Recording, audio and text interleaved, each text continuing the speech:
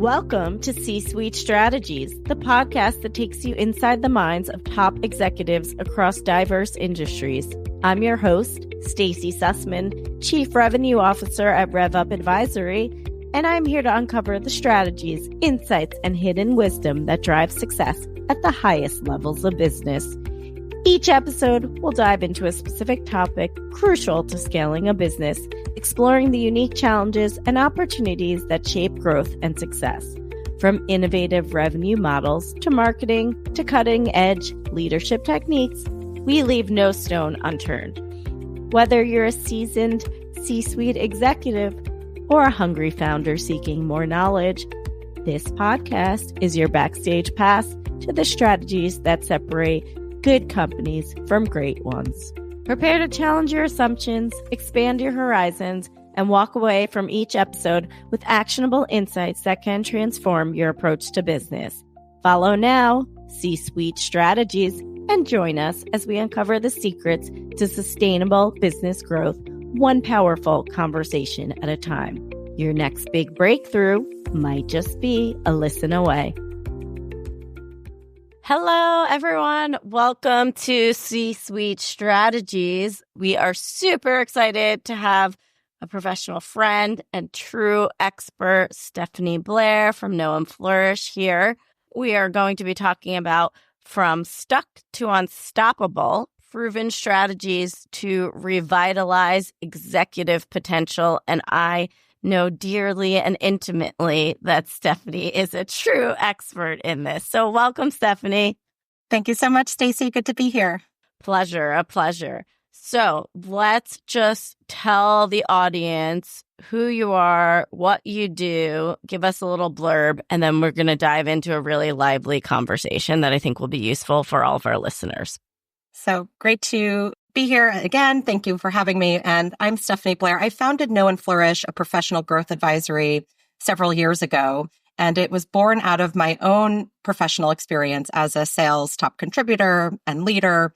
And so now I partner with revenue leaders and executives who are in charge of driving growth at their business to perform at a high level in their own lane, but also to make sure that their teams are engaged and ready to go in terms of consultative selling, all in the spirit of driving growth without burnout. Amazing. And I would say you do so much more than that, but we will get into it. So Stacie and I have known each other for a long time now. We are each other's biggest cheerleaders in business, and we love seeing each other grow, and we love sharing our expertise on growth with our clients. So just talk to me about this idea of executive coaching. To be honest, when I was a seller and a middle manager, I wish that my company invested to have an executive coach for me. Kind of just pull back the curtains and tell us the importance of it and a little bit of what you think you can do for people. Because I think people say, oh, they want a coach, but sometimes they just don't take the leap. And when you actually do take the leap, you transform in such a beautiful way. Yeah. The world of coaching is vast, and there are so many different wonderful styles of coaches out there. So I'm not here to knock any particular style. But I do think education is important on this topic because some coaches are more akin to therapists where they create safe space and ask a lot of open-ended questions to guide the individual. Others are more on the other end of the spectrum, which is more of a professional advisor. You know, if we have an hour and you're a busy executive and you need to solve three things, the way that the Flourish approach tackles it is to help you, really go deep as fast as possible to on stick and to drive towards action. So I would say this approach is more action-oriented, strength-based, and more akin to having that professional growth advisor in your corner. But ultimately, I think there is a lot of confusion out there. There are mentors, there are allies, there are sponsors, and then there is a coach. And so I think these are important roles that you should have in your Rolodex, so to speak, and making sure you find a right fit of somebody who's going to understand you, go deep with you, but also push you to your highest potential. That's what someone should look for in a coach. Yes, I love that. And I feel like I have been working with a coach this past year, thanks to the recommendation of Stacie. And I would say the growth that you can see, I think there's invisible numbers you can see. It's just getting into your true potential, owning your confidence, becoming a true expert in your lane. But I think it also could be told within the numbers. I think the numbers take a little bit longer to come to fruition because you see the growth at some point. And then I'm now seeing like the numbers reflect in the business. As a leader, I think you want to see both kind of pretty quickly when you're running a big business. But talk to me about this concept of growth, because it is growth in numbers, but it is growth professionally too. Well, there really is no shortcut to growth. And I think any of us who come from sales or commercial excellence, like, you might have a quarter sprint and you think the numbers are there and then only to bottom out because it wasn't a sound strategy. So, it really has to start with awareness, and whether you're trying to change something in terms of your team or go-to-market approach at the company level, or if you're an individual, trying to level up or tackle something new and challenging, you have to start with awareness. That step has to take place. And so that's really what the know and flourish method is all about. We need to know your strengths, go deep in those, triangulate that with perspectives from others in order to really set a clear agenda and path forward. And sometimes it's multiple paths at once because we're not binary people. There's a lot of gray and detail that needs to be addressed, but ultimately, without that step of awareness, you might be running in the wrong direction. And I'll tell you an example. I mean, a lot of times people come to me and they think they need a coach, and they're like, yeah, I have this challenge with X, my executive presence, or I'm really not jiving with my CEO, or I'm in the job market and it's not working. So you think it's this one thing. And typically, there's actually several other tangential issues going on that need to be addressed. So without that awareness, you could actually be tackling one thing that might move the dial slightly, but not in a significant enough way. So true. Talk to me about these newer executives that have gotten elevated to a C-suite, or they're running a team. They're used to either being an individual contributor or they've run a team, but it's small. And then that small team becomes bigger and bigger. And I think those are kind of the prime people that can definitely use coaching as they're leveling up their own skill set. So talk to me about what you can do for people like those as they kind of scale their career in parallel of scaling a business. Yeah, that's such an exciting moment. I'm working with a first-time CEO moving over from a different C-suite role. And, I tell her regularly, you only get one shot at this, being a first-time CEO or being a first-time VP of sales or whatever it is. So your reputation will precede you, and what got you there won't get you to the next phase. So you need to really first pause and take stock of, okay, what's working, what's not, how am I showing up, what is the perception that others have of me in this organization, especially if you're being promoted from within, because it's harder to redefine yourself versus coming in as a newcomer to a totally new organization. We could talk about that. That's a fascinating topic. But, ultimately, you need to know what success looks like. I think we sometimes lose sight of that North Star. And so a lot of times I work with execs in their first 100 days to really get clear on what is success, how is that definition of success evolving, and how is it different from the board perspective versus the CEO perspective versus your team's perspective, and where is the center of that Venn diagram? Because ultimately, if you can keep sharp and focused on what that North Star is, what that center is, you'll create those positive ripples across all of those different stakeholder groups and ultimately the broader business. But I think one of the biggest mistakes people make is they try to do too much too fast. They're looking for those early wins, which is the right intention, but they're not really tackling the stuff that's going to, progress them in the pursuit of that North Star goal. And sometimes they even might not know that North Star goal. And so they have to, we'll work together to help them navigate those conversations to get everybody, all the stakeholders aligned on what success really looks like in that role and in that moment.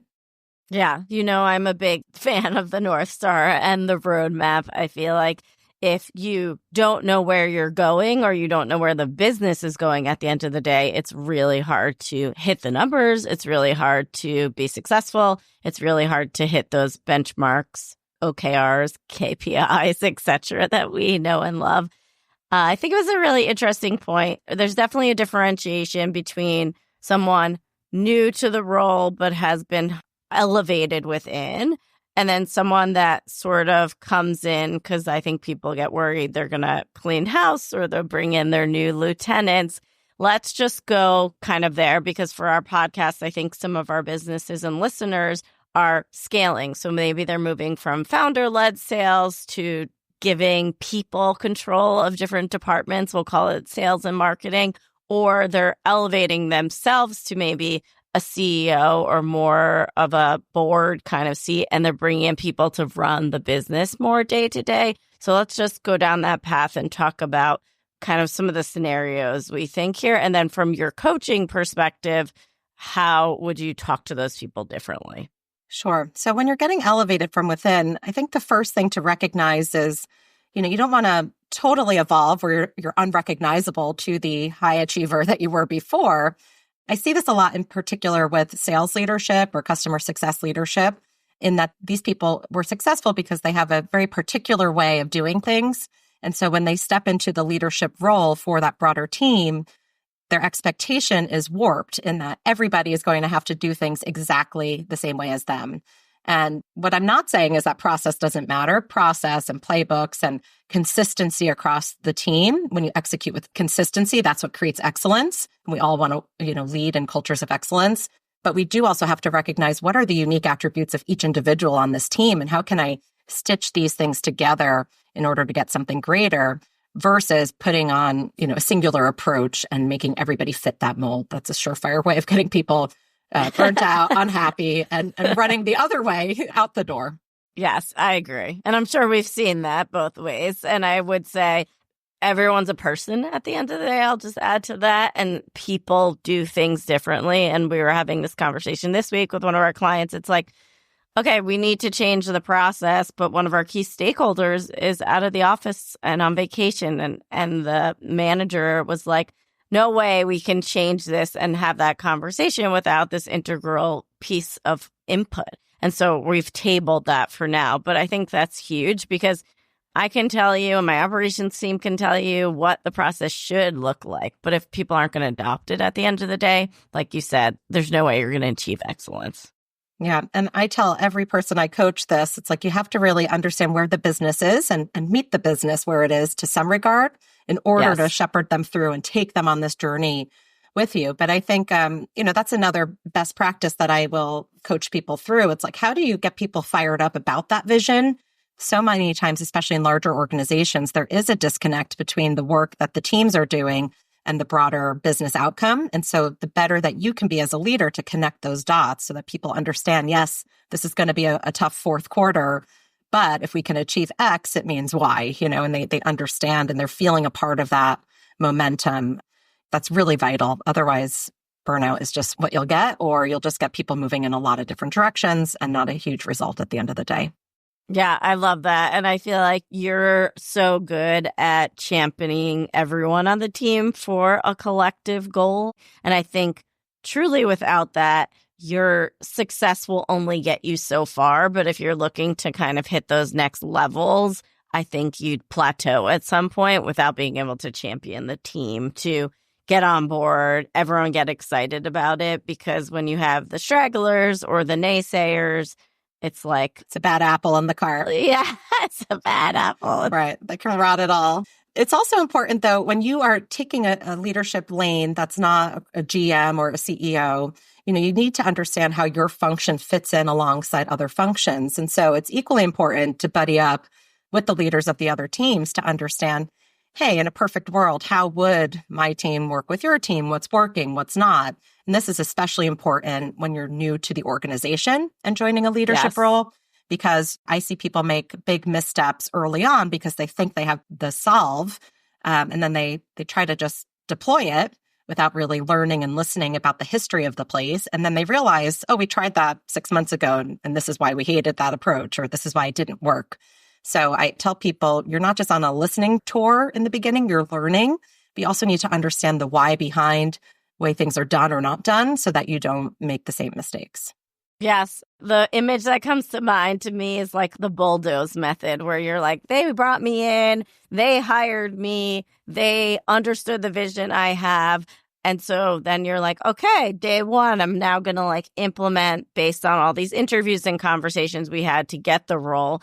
And I like your idea of a listening tour, because I have clients where I'm like, well, what about this? And what about that? And they'll be like, exactly what you said. We tried that 6 months ago. We tried that a year ago. So I always ask, like, Was the team set up to succeed based on that test and experiment that you're looking to try? Or were there other components that you missed that we need to put in place in order to try that again and see what the and make it more successful? Exactly. Because I find that people are sometimes just naysayers to the fact that you're like, but we tried that 6 months ago and it's never going to work. And you're like, but did you really try it? Did you think about it? Did you strategize? Did you get all the materials? Did you have all the tech?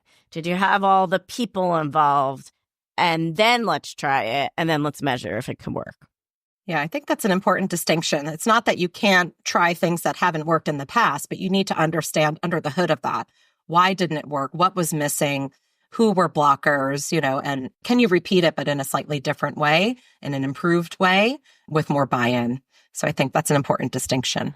Yeah. And I mean, you are the queen, I'll say, of like goal settings and checking off the to-dos and like moving it forward. So I feel like that kind of goes hand in hand to me of like, what are the goals? What do we want to do? What is the roadmap? What is the timeline? How do we get there? These are huge cultural, strategic, revenue transformations in companies. And I think the days of people thinking new leader, elevated leader, it's going to happen overnight, not happening.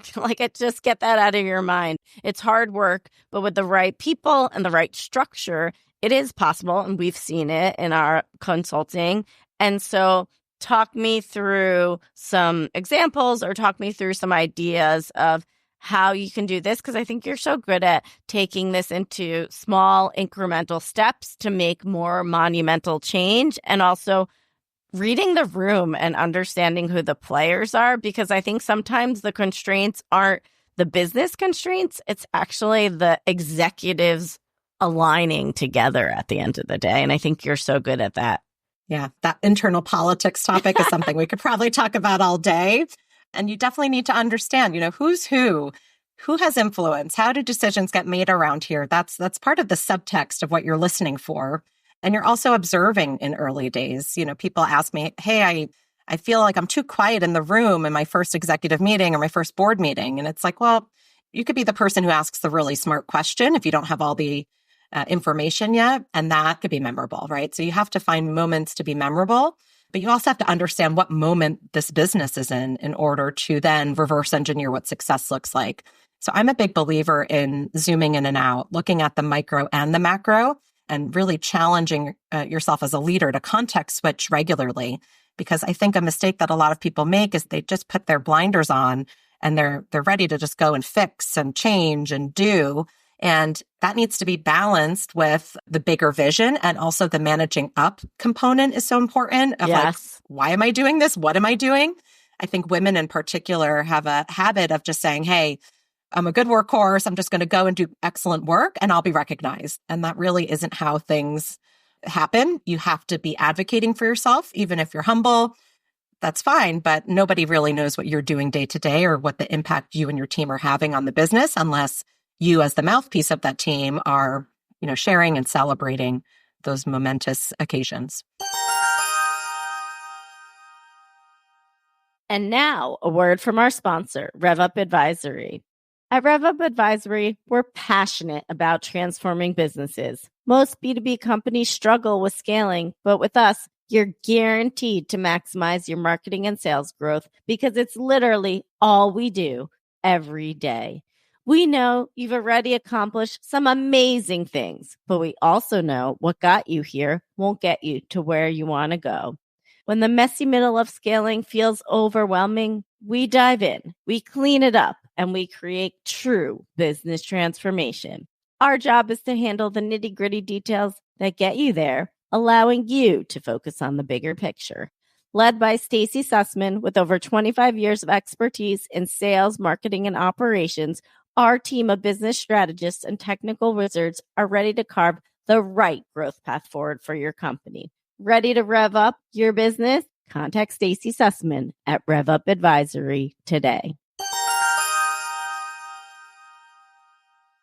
Yes, and it's just been on my mind this week, the idea of toxic cultures versus kind of leading with empathy, authority, expertise, and like a sense of like kindness at the end of the day. I feel like I have worked in both corporate environments. I, as a business owner of Rev Advisory, try to promote a respectable culture where we all have our ideas heard. But, ultimately, at the end of the day, I am the decision maker on most of the items that we're delivering to the clients. So just talk to me about this idea, because I grew up in sales. My first job was at Condé Nast. It was chaos and ruthlessness. And I feel like the sales rep that were the loudest, most obnoxious in the room, hit the numbers, whatever they did, it didn't matter. Like their feet didn't touch the ground kind of culture. And I feel like that's shifted. And that's just not the environment and culture we live in today. So just kind of get your POV on that, because I've written a lot of posts lately about this. Yeah, it is fascinating to see the different evolutions of workplace culture. We've been around a while, so we've seen it all. But I do think if you are that leader in the new seat, it is so important that you build trust with that team and create psychological safety for the people that you're going to rely upon, because, we spend so many working hours in the workplace, whether it's virtual or in person, and increasingly in person now. And so we need to figure out how to connect that tissue, right? Create that connective tissue so that 1 + 1 can equal 3, as opposed to having a lot of individual stars that might not bring their power together. So it's a tough challenge. And I often say it's lonely at the top, which is why I think a lot of people in first-time leadership seats are looking for a coach, somebody who not only can hold them accountable, because it's really them holding themselves accountable, but it is, looking for plays or perspectives from other parts of the market, other parts of the industry, or other companies to see what success could look like, and having a sounding board when there is a challenging employee, or there is a meeting that just falls flat all the time, and you feel like, all right, I've got 30 of my people in a room. What am I doing here? How do I make this better? A lot of times these small iterative tweaks can go a long way. Yeah, exactly. And I would say, give some advice, because I think people rely on you at the executive level where it does feel lonely at the top. They have to make really big decisions. I think sometimes these are confidential decisions that cannot be shared widely with the larger team and organization. And so I know that you get on the phone and you're like, okay, let's bang it out in an hour, 90 minutes, and let's work through it. Right. I've been a part of this. So talk to me about what that is, because I do think that sets you apart. When I think coaching for you specifically, it's like, what is the problem? Who are the players? How do we solve it? And sort of what's the plan to move ahead? There's no time for this dilly-dally. It's like, this is on fire right now, and we got to make a decision because the business has to move really quickly. Yeah, it's definitely a balancing act. I do want to create space and give comfort to those who are navigating this, because, people are up against some really big, challenging moments that I work with. And so I don't want to not be sensitive to that. But at the end of the day, they don't have time to wallow. They don't have time to over-process. They do need to make some actions.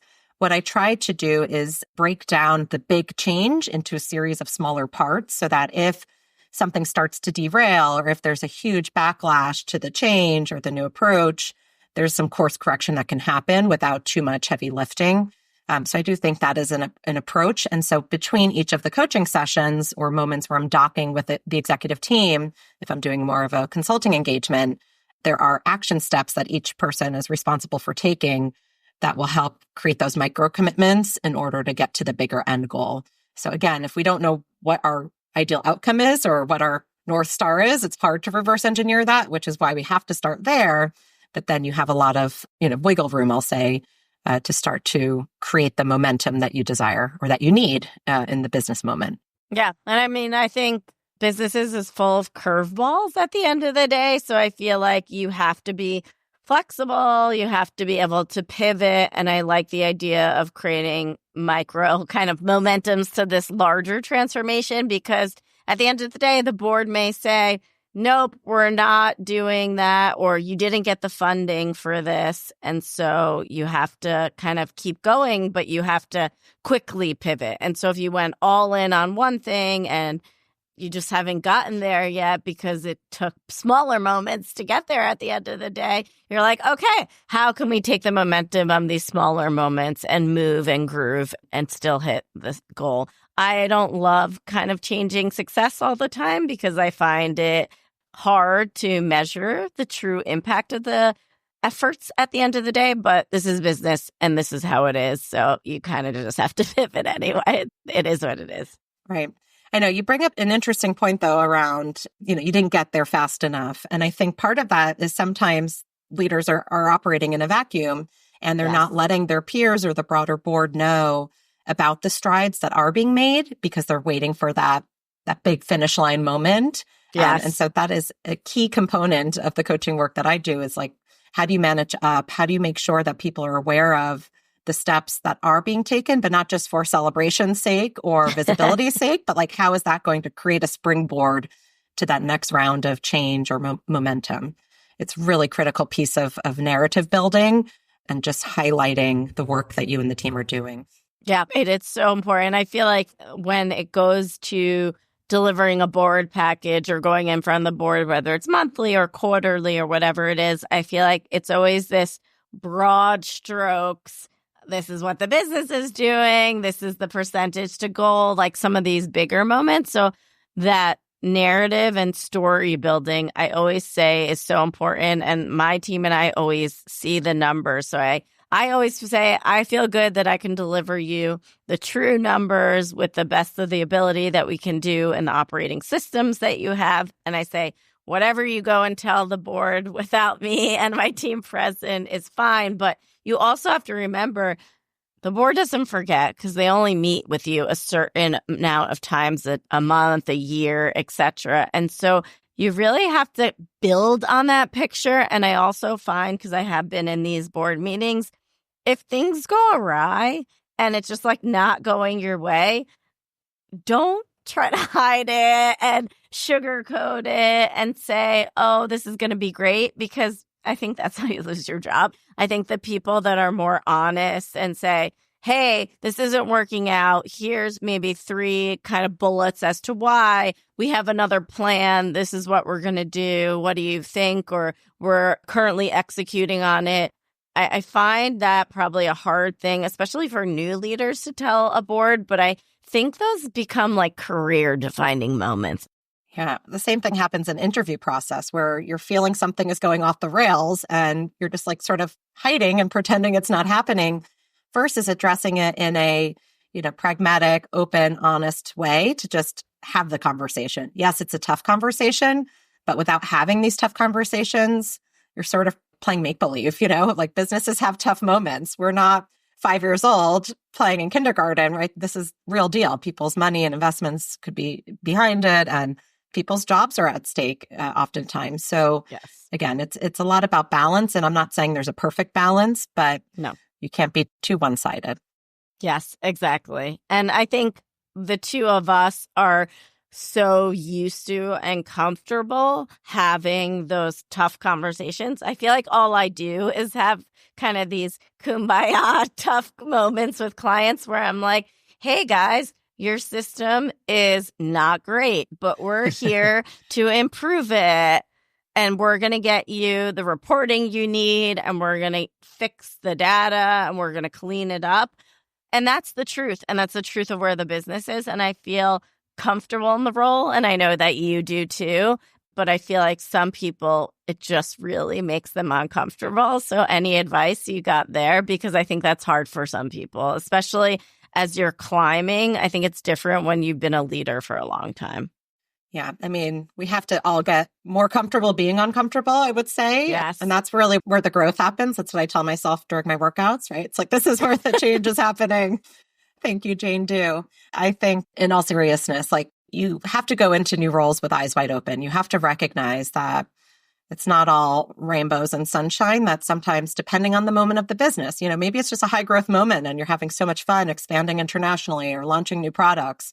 But other times it might be a turnaround situation, which is where that bulldoze example from earlier may be warranted, depending on how dire things are. So first, you need to understand the moment you're in. And even if you haven't been in that moment before as a leader, the way I give people confidence is to remind them that They are uniquely qualified to assess a hard situation, look at a number of different potential paths, and choose a way forward that they can then drive the rest of the team and rally the team around.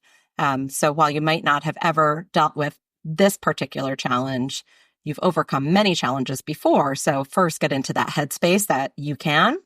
So I think the same applies to even having tough conversations. It's like, yeah, they're not fun, but you've had them before. You've gotten to the other side and the world kept spinning.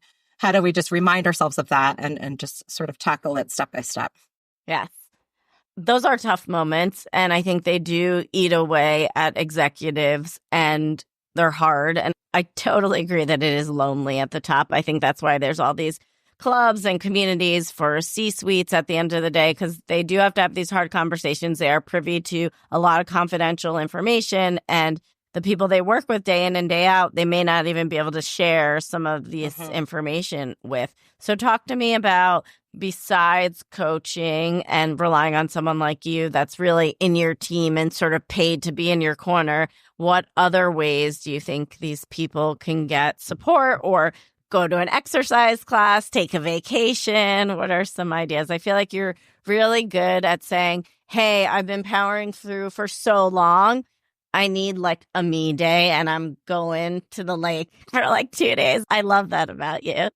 Yeah, well, I wasn't always this way, frankly. And I had a burnout moment as a leader. I was, responsible for a large portion of the revenue, had a new young child at home, first-time mom. And the burnout was real. And so I think, we're oftentimes like supermen, superwomen, trying to do it all. And we are not paying attention to the signals that our body is sending that, hey, this is too much. We need to hit pause, because that little bit of retreat, that little step back can actually help us come out of the gate even faster, even stronger in just a couple of days.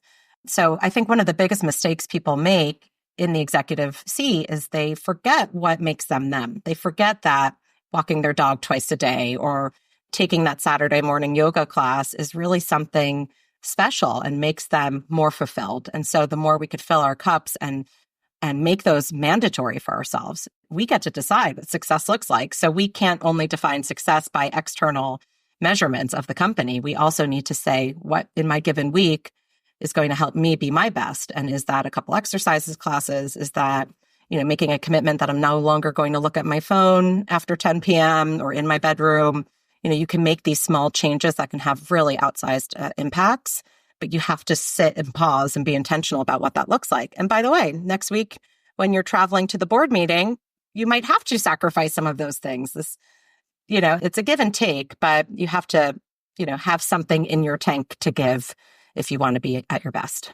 Yeah, I'm a huge believer in this. I've spent a lot of time this year kind of taking a moment and a beat, I'll say, for myself and for my team in order to show up as my best self. Even this week, my children and my husband are out of the house really early this year, which is like a blessing because I get some more hours in my day. But just taking a beat with that sort of found time and saying, am I just going to run upstairs and go to my little office castle and do work every day? Or am I going to go take a walk? Am I going to go to a Pilates class? Am I going to catch up with a friend that I haven't talked to in a while? Am I going to start writing the book that is on my constant to-do list? So I'm trying to switch it up, I'll say, because I also think if you just stay all in, all work, all the same routine each and every day, it's like Groundhog's Day. And this is honestly how I felt in New York City running sales teams. I just felt like I was on this hamster wheel of success. And I just couldn't get off it because I was just running so fast that if I stopped, I'd be like that little hamster that goes around and around and around. I love that analogy because it is so true. And it really is the reality for a lot of people. And so they think I'm a bit crazy when I say, well, hold on. How do you start your day an hour later to do something for you first? But if you're not, again, aware of this reality, it's really hard to make any sort of iterative changes. And a lot of time it is just a small tweak here or there. Or just as you take a collective look at the month, at the quarter, make sure you're baking in that time. I think another mistake people make is they don't bake in time to think. It's just go, go, go. They're in meetings, especially in the Zoom culture. And it's vital to retreat, reflect, plan in order to then go execute with excellence. Exactly. Oh my God. We're both huge proponents of that. So I hear you. Talk to me about what sort of you think sets your approach apart, because I am privy to see it all the time for the last almost half decade plus now. And so talk to me to explain to our listeners why you think it's different. And I will attest, I know it is different, but I think sometimes people have to experience it to understand it. Yeah, well, that's such a high compliment, especially coming from you. So thank you. You're welcome. I think at the end of the day, I will qualify out if it's not a fit. So that's number one. Huge. And I have been in the room, with consultants who treat us all like the same, or in a sales training where they're not really understanding the nuances of our business. And so part of when I do, consulting or training work, I'm coming at it from that perspective of, hey, I don't want to do X, Y, Z, because I understood how painful it was to be in the audience for those things. Me too. So that's my new bar. But I also, whether it's a light diagnostic or a deeper dive, depending on the length of the engagement, I'm not just going to come in and train off the shelf. I need to understand who are your players, hear from them, what's working, what's not, understand some of successful customer stories, some challenging customer moments. And ultimately, my end goal is that people walk away with something of action, because then there's an ROI. But then this also wasn't time wasted. We can all, often feel good coming around for half a day or an SKO or whatever it is. And then we go back to our desks and it's business as usual. And so what was the point of that? I'm such a productivity nerd that I just can't stand that bar. I've just set a bar much higher where I really get to know the players, understand the nuances to some degree in order to bring to life something that is truly actionable in that organization. Yes, it is so crucial. I sat in so many year after year sales trainers, I'll say. I was in sales for almost 20 years, so I saw a lot of them. There is a few that stood out to me that were very memorable. I bet they knew something about your business, though. I bet they were speaking your language in some way. Yep. One of the best sales trainers, which I thought was crazy at the time, is you had to get up and present to your colleagues and peers, which I actually think is harder than presenting to your clients, because your colleagues and peers know everything about the business, whereas the clients, you can say something and they just say, okay, that sounds great. And so not only do we have to get them up in the big boardroom that fit 100 people and do it, they recorded it.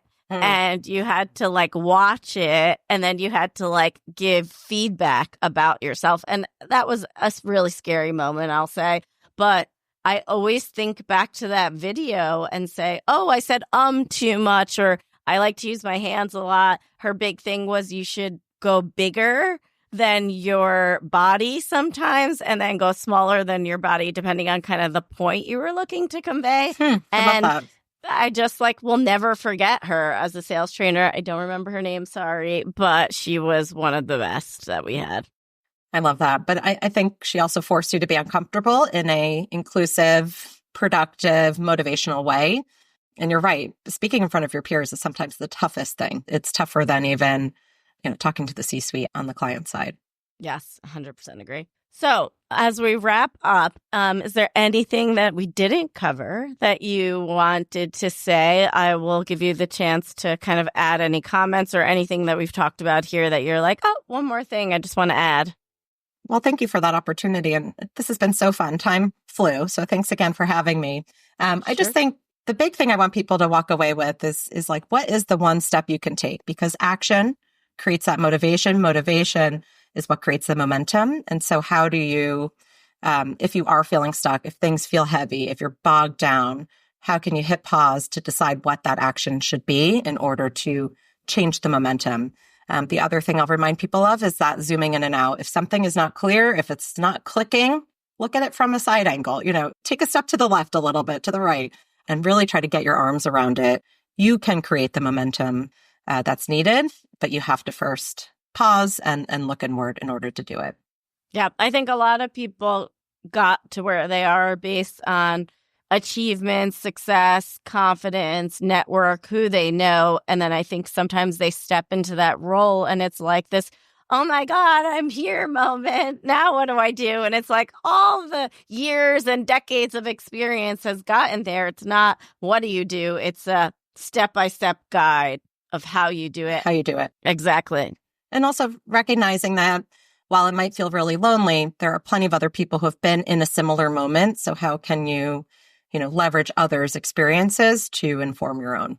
Yep, exactly. With us, like we use each other as a bounce off guide for so many of those moments. And we kind of hear the advice, take it, and kind of move through it. And that's what I love about our professional relationship. So thank you for coming today. How can people find you? Where can they get in touch with you? Sure. So you can find me on LinkedIn, Stephanie Blair. Just search for me and Know and Flourish. I'm also on Instagram at Know and Flourish or knowandflourish.com. Great. And we will add those to our show notes so everyone can find you. Thank you so much. Thank you, Stacie. Thank you to our listeners. This podcast is meant for you because your next big business breakthrough just might be in this episode. See you soon. As we wrap up this episode of C-Suite Strategies, I want to express my sincere gratitude to you, our listeners, for tuning in and engaging with our podcast. Your commitment to business growth and operational excellence is what drives this podcast forward. A special thank you to our guests today for sharing their valuable business insights and experience. Your wisdom is a gift to our audience, and we're honored to have had you on our show today. If you enjoyed this episode, we'd be thrilled if you follow and subscribe to the podcast. Your help supports us to reach more ambitious business leaders just like you. And if you didn't enjoy it, well, I guess I'll see you never. This is your host, Stacie Sussman, Chief Revenue Officer at RevUp Advisory, signing off.